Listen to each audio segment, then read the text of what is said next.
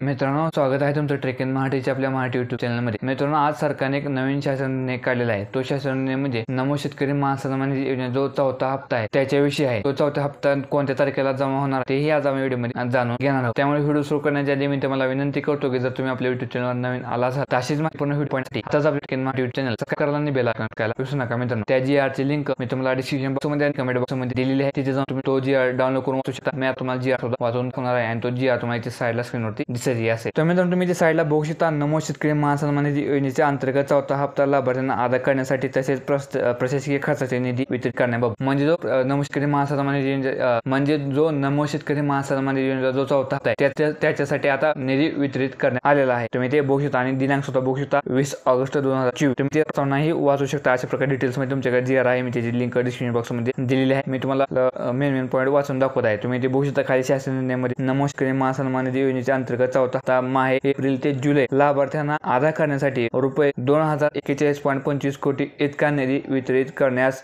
या योजने अंतर्गत प्रशासकीय खर्चासाठी रुपये 20.40 कोटी अशा एकूण रुपये 261.66 कोटी इतका निधी वितरित करण्यास मान्यता देण्यात येत आहे।